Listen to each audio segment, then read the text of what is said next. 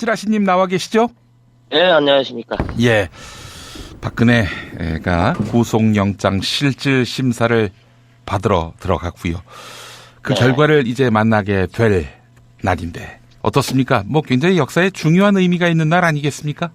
정의가 실현되는 날이 될지 아니면 그토록 기다려왔던 국민들한테 또 하나의 분노를 심어주게 될지 그 귀추가 주목되긴 하는데요. 예. 어떠한 결과가 나오더라도 예. 새로운 대한민국이 열리는 데 있어서의 중요한 계기가 되지 않을까 하는 생각이 듭니다. 만약에 구속영장이 기각돼도요?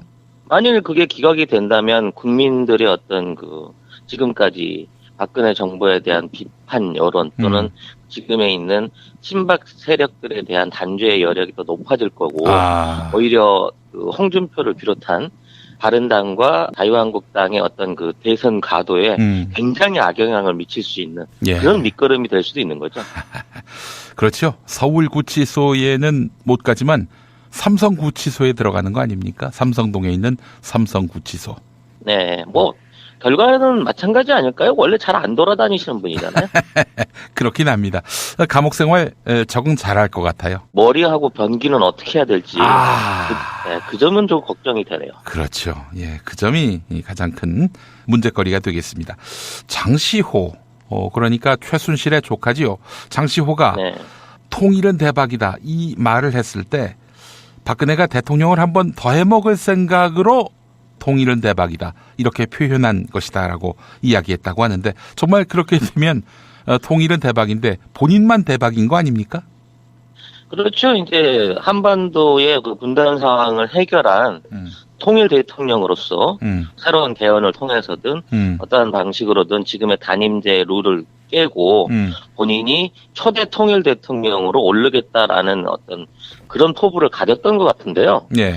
이 믿음의 근원이 전부 최순실의 꿈 때문이었나라고 생각을 하게 되면 참 그분의 어떤 무속적인 어떤 맹신 이 부분이 빚어낸 해프닝이었는데 그 당시 이제 모든 국민들은 대단한 어떤 근거라든지 어떤 앞으로의 통일 정책에 대한 특별한 준비가 있는 것으로 믿고 또 관심을 가졌었는데 지금 보면 허탈한 얘기인 거죠.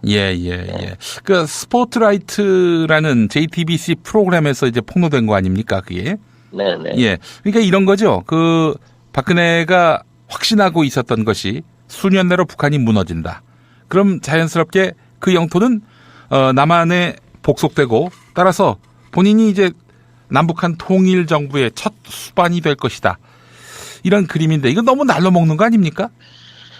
맞습니다. 지금 있는 상태에서 우리가 자주적인 한반도 통일을 이루지 못하고 북한 정권의 자율적이 됐든 내부의 쿠데타 세력에 의해서 됐든 외압에 의해서든 북한 정권이 지금처럼 불시에 무너져 버린다고 하면 그 자리를 그대로 우리가 올라가서 차지한다는 것보다는 오히려 중국이나 러시아나 주변 강대국들에 의해서 오히려 그쪽이 점령되거나 그쪽의 세력들한테 지배받을 가능성이 훨씬 더 높습니다.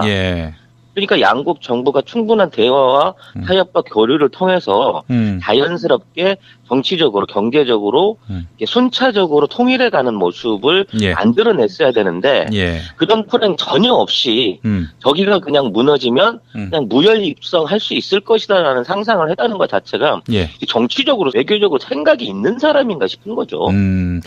한중경제연구소장이신데 만약에 그런 시나리오도 충분히 상정해 볼 수 있는 거 아닙니까? 북한이 무너지면은 이게 저 한반도가 다 남한 정부의 영토가 되는 겁니까? 그렇지 않습니다. 왜냐하면 지금 북한에 가장 정치적으로 경제적으로 영향을 미치고 있는 국가가 중국인데요.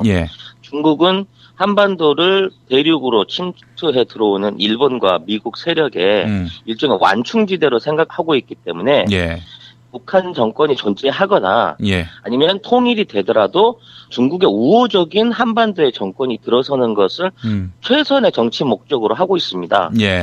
만일 남한이 지금 사드 문제도 그와 비슷한 상황이라고 보면 되겠는데 미국의 군사기지 역할을 수행을 하고 미국의 전략 무기들이 들어와서 경제적으로 또는 군사적으로 미국에 복속돼 가는 듯한 모습을 보는 게 앞으로 그 중국 정부의 정권 유지 차원에서도 굉장히 심각한 문제거든요.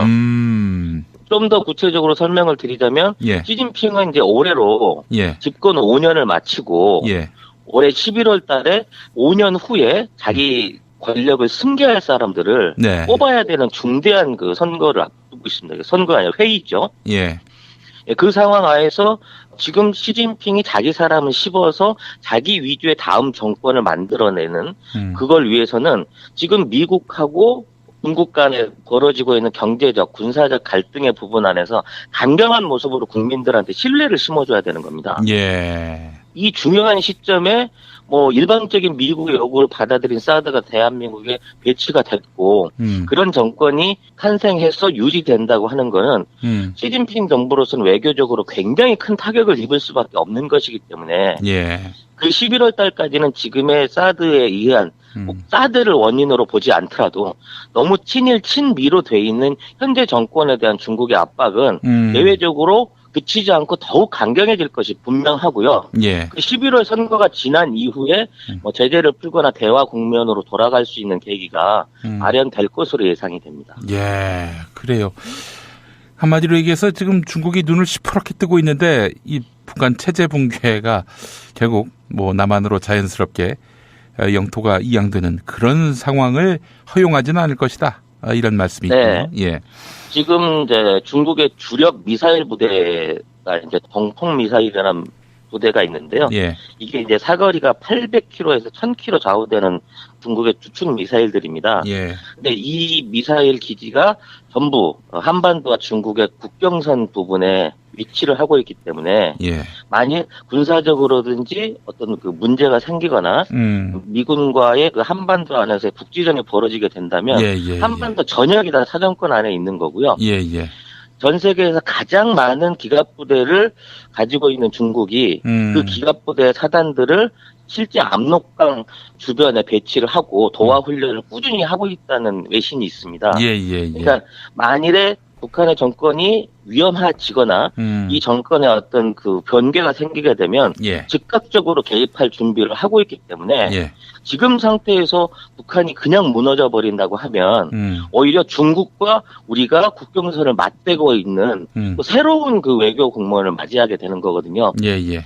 그래서 너무 낙관적인 박근혜 그 통일 대박론은 지금 생각해 보면 헛웃음밖에 안 나는 그런 해프닝이었다는 생각이 듭니다. 그러니까 결국 이제 최순실이 뭐 꿈에서 혹은 뭐 점쟁이한테 혼수를 들었는지는 알 수 없습니다만은 그냥 뭐 아무런 정치적 외교적 고려 없이 그냥 북한이 무너지면 그 땅은 우리 땅이다.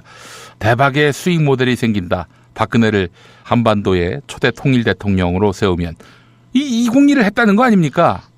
그렇죠. 그리고 그 현행 법상으로도 이제 단임제로 돼 있는 그 권력을 어떻게든 이어갈 수 있는 방식을 그런 부분에서 찾았다고 하는 게 이게는 이제 권력 유지와 정권 연장에 대한 어떤 플랜 같은 것도 얼마나 주먹구구식이었고 생각이 없었나 싶은 거죠.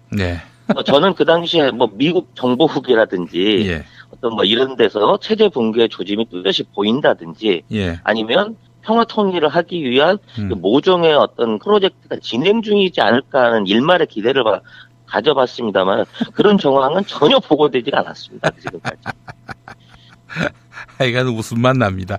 이제 전에 안원구 씨라고 국세청 간부로 있다가 하여간 MB 정권에 찍혀가지고 쫓겨난 분이 있는데 그분이 이제 나름대로 최순실의 국유의 재산 이걸 들여다봤는데 최순실의 모든 행동은 무슨 뭐 저 좌파 척결 이런 게 아니라 이념적인 문제가 아니라 오로지 돈 수익 여기에만 몰두됐었다. 그런 흐름을 짚어내더라고요.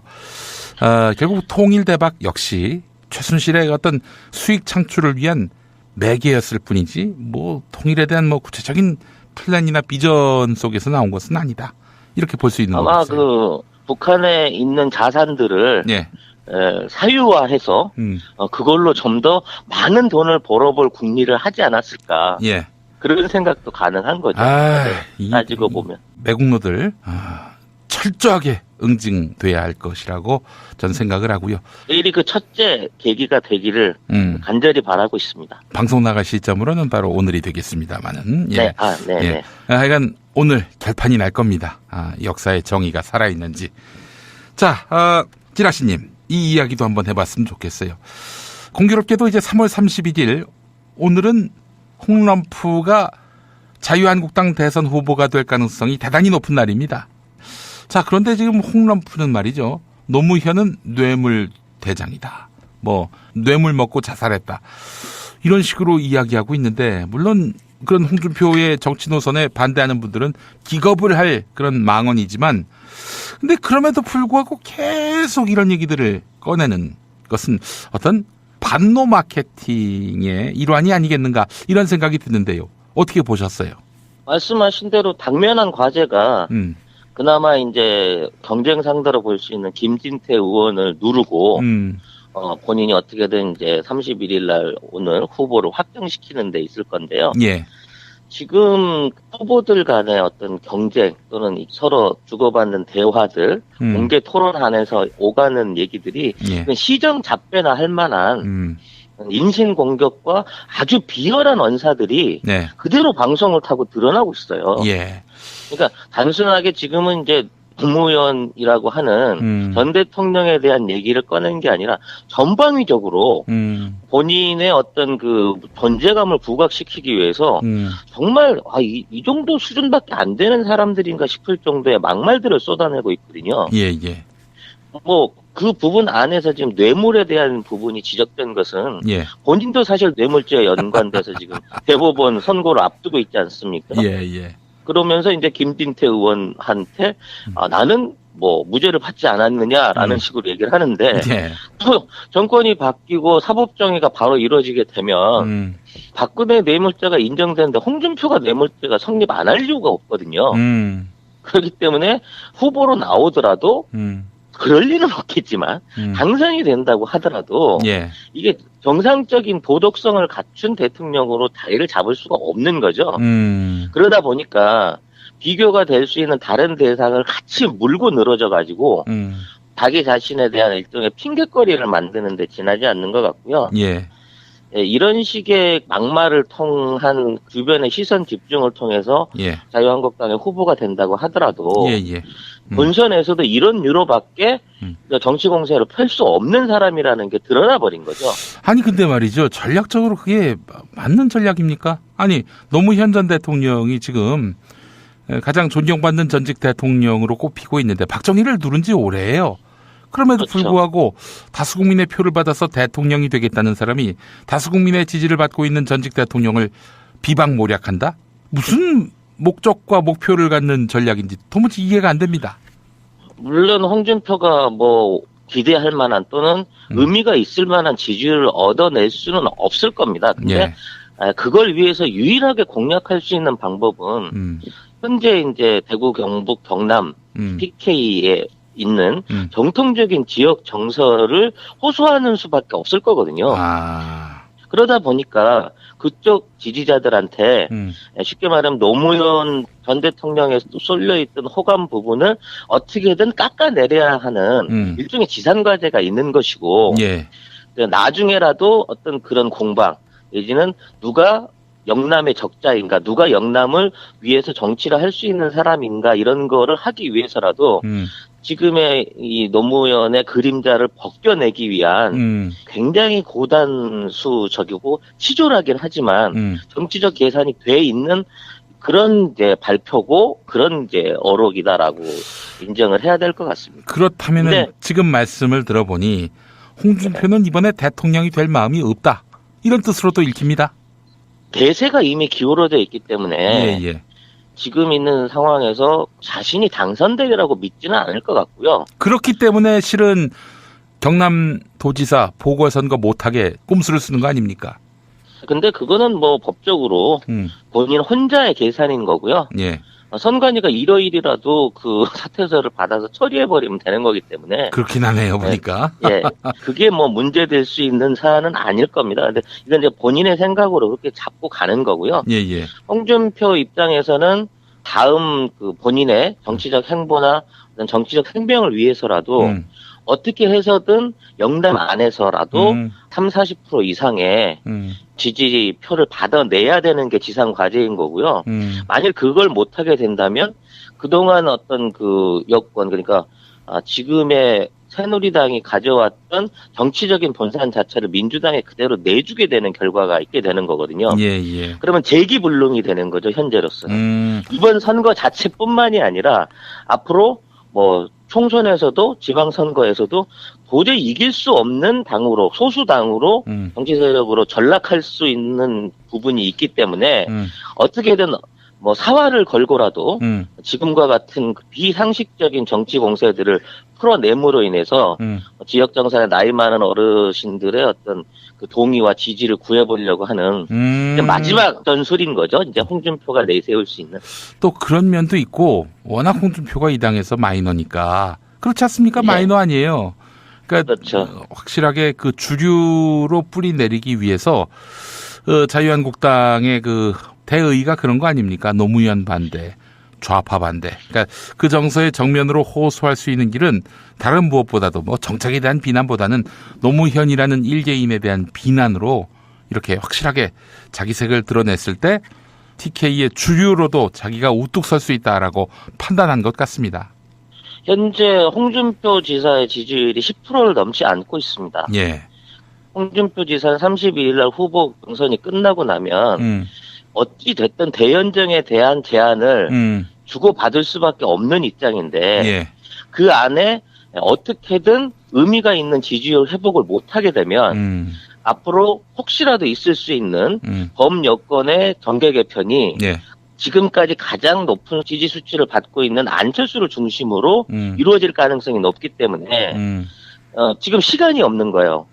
바로 오늘 이후 4월 5일 전에 모든 대선 주자가 확보되기 전에 범여권 안에서의 어떤 그 세력 규합을 위한 최소한의 기본표를 만들어내야 되는 과제가 있기 때문에 아직 자기네 경선이 끝나지도 않은 상황에서 전혀 엉뚱한 노무현이라고 하는 민주당의 어떤 그림자를 걷어내고 있는 선수를 친다고 이렇게 분석을 해야 되는 게 맞습니다. 그러니까 이제 결국 생존을 위해 생계형 노무현 모략이군요. 그렇죠. 근데 참 애잔하죠. 왜냐하면 세월이 다르고 이미 이제 노무현 대통령에 대한 재평가가 어느 정도 끝나 있는 상황에서 이런 이제 구태의연한 방식으로 정치를 풀어가고 있는 뭐 자유한국당이나 홍준표 지사에 대한 지지율은 오히려 역풍을 맞아서 더 떨어지게 될 공산이 높지 않나. 뭐 결국은 단당으로서의 마지막 발악을 하고 있는 게 아닌가라는 생각이 듭니다. 예. 아주 지적이 예리합니다. 제가 생각해도요, 이건 지금 이성적으로 할 수 있는 선거 캠페인은 아닌 것 같고, 예. 네. 하여간 이렇게 해서라도 생존, 아니, 기생하려는 자유당 참 애잔합니다.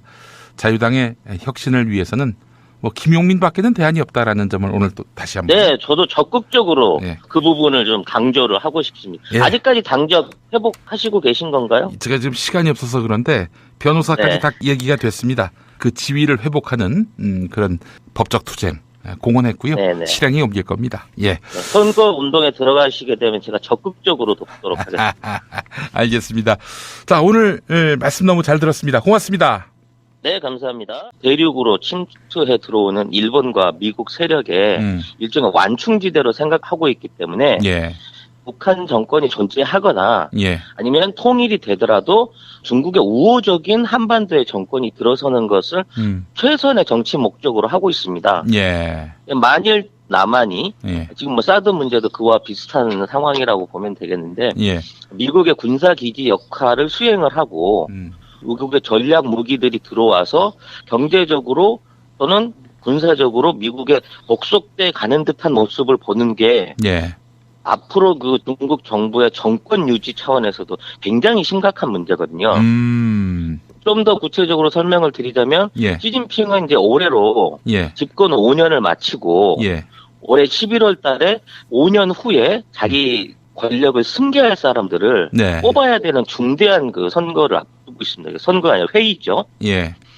그 상황 하에서 지금 시진핑이 자기 사람을 씹어서 자기 위주의 다음 정권을 만들어내는 그걸 위해서는 지금 미국하고 중국 간에 벌어지고 있는 경제적, 군사적 갈등의 부분 안에서 강경한 모습으로 국민들한테 신뢰를 심어줘야 되는 겁니다. 예. 이 중요한 시점에 뭐 일반적인 미국의 요구를 받아들인 사드가 대한민국에 배치가 됐고 그런 정권이 탄생해서 유지된다. 문제거리가 되겠습니다. 장시호, 그러니까 최순실의 조카지요. 장시호가 네. 통일은 대박이다 이 말을 했을 때 박근혜가 대통령을 한번 더 해먹을 생각으로 통일은 대박이다 이렇게 표현한 것이다라고 이야기했다고 하는데 정말 그렇게 되면 통일은 대박인데 본인만 대박인 거 아닙니까? 그렇죠. 이제 한반도의 그 분단 상황을 해결한 통일 대통령으로서 새로운 개헌을 통해서든 어떠한 방식으로든 지금의 단임제 룰을 깨고 본인이 초대 통일 대통령으로 오르겠다라는 어떤 그런 포부를 가졌던 것 같은데요. 네. 이 믿음의 근원이 전부 최순실의 꿈 때문이었나라고 생각을 하게 되면 참 그분의 어떤 무속적인 어떤 맹신 이 부분이 빚어낸 해프닝이었는데 예.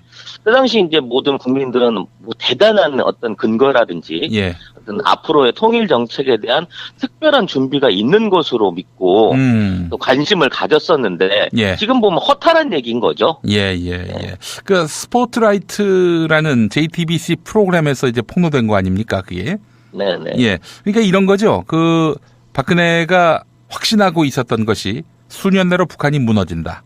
그럼 자연스럽게 그 영토는 남한에 복속되고 따라서 찌라시님 나와 계시죠? 네, 안녕하십니까. 예. 박근혜가 구속영장 실질 심사를 받으러 들어갔고요. 그 네. 결과를 이제 만나게 될 날인데 어떻습니까? 뭐 굉장히 역사에 중요한 의미가 있는 날 아니겠습니까? 정의가 실현되는 날이 될지 아니면 그토록 기다려왔던 국민들한테 또 하나의 분노를 심어주게 될지 그 귀추가 주목되긴 하는데요. 예. 어떠한 결과가 나오더라도 예. 새로운 대한민국이 열리는 데 있어서의 중요한 계기가 되지 않을까 하는 생각이 듭니다. 만약에 구속영장이 기각돼도요? 만일 그게 기각이 된다면 국민들의 어떤 그 지금까지 박근혜 정부에 대한 비판 여론 또는 지금에 있는 친박 세력들에 대한 단죄의 여력이 더 높아질 거고 오히려 그 홍준표를 비롯한 바른당과 자유한국당의 어떤 그 대선 가도에 굉장히 악영향을 미칠 수 있는 그런 밑거름이 될 수도 있는 거죠. 그렇죠. 서울구치소에는 못 가지만 삼성구치소에 들어가는 거 아닙니까? 삼성동에 있는 삼성구치소. 네, 뭐 결과는 마찬가지 아닐까요? 원래 잘 안 돌아다니시는 분이잖아요. 그렇긴 합니다. 감옥 생활 적응 잘할 것 같아요. 머리하고 변기는 어떻게 해야 될지 그 점은 좀 걱정이 되네요. 그렇죠. 예, 그 점이 가장 큰. 하는 거는 시진핑 정부로서는 외교적으로 굉장히 큰 타격을 입을 수밖에 없는 것이기 때문에 그 11월 달까지는 지금의 사드에 의한 사드를 원인으로 보지 않더라도 너무 친일 친미로 돼 있는 현재 정권에 대한 중국의 압박은 예외적으로 그치지 않고 더욱 강경해질 것이 분명하고요. 그 11월 선거가 지난 이후에 뭐 제재를 풀거나 대화 국면으로 돌아갈 수 있는 계기가 마련될 것으로 예상이 됩니다. 예, 그래요. 한마디로 얘기해서 지금 중국이 눈을 시퍼렇게 뜨고 있는데 이 북한 체제 붕괴가 결국 뭐 남한으로 자연스럽게 영토가 이양되는 그런 상황을 허용하지는 않을 것이다. 이런 말씀이군요. 예. 지금 이제 중국의 주력 미사일 부대가 이제 동풍 미사일이라는 부대가 있는데요. 이게 이제 사거리가 800km에서 1000km 좌우되는 중국의 주축 미사일들입니다. 근데 이 미사일 기지가 전부 한반도와 중국의 국경선 부분에 위치를 하고 있기 때문에 만일 군사적으로든지 어떤 그 문제가 생기거나 미군과의 그 한반도 안에서의 국지전이 벌어지게 된다면 한반도 전역이 다 사정권 안에 있는 거고요. 전 세계에서 가장 많은 기갑부대를 가지고 있는 중국이 그 기갑부대의 사단들을 실제 압록강 주변에 배치를 하고 도하 훈련을 꾸준히 하고 있다는. 본인이 이제 남북한 통일 정부의 첫 수반이 될 것이다. 이런 그림인데 이거 너무 날로 먹는 거 아닙니까? 맞습니다. 지금 있는 상태에서 우리가 자주적인 한반도 통일을 이루지 못하고 북한 정권의 뭐 자율적이 됐든 내부의 쿠데타 세력에 의해서 됐든 외압에 의해서든 북한 정권이 지금처럼 그 불시에 무너져 버린다고 하면 그 자리를 그대로 우리가 올라가서 차지한다는 것보다는 오히려 중국이나 러시아나 주변 강대국들에 의해서 예. 오히려 그쪽이 점령되거나 그쪽의 세력들한테 지배받을 가능성이 훨씬 더 높습니다. 예. 그러니까 양국 정부가 충분한 대화와 타협과 교류를 통해서 자연스럽게 정치적으로 경제적으로 이렇게 순차적으로 통일해가는 모습을 예. 만들어냈어야 되는데 예. 그런 풀은 전혀 없이 저기가 그냥 무너지면 그냥 무혈 입성할 수 있을 것이다라는 상상을 했다는 것 자체가 예. 정치적으로 외교적으로 생각이 있는 사람인가 싶은 거죠. 한중경제연구소장이신데 만약에 그런 시나리오도 충분히 상정해 볼 수 있는 거 아닙니까? 북한이 무너지면은 이게 저 한반도가 다 남한 정부의 영토가 되는 겁니까? 그렇지 않습니다. 왜냐하면 지금 북한에 가장 정치적으로 경제적으로 영향을 미치고 있는 국가가 중국인데요. 예. 중국은 한반도를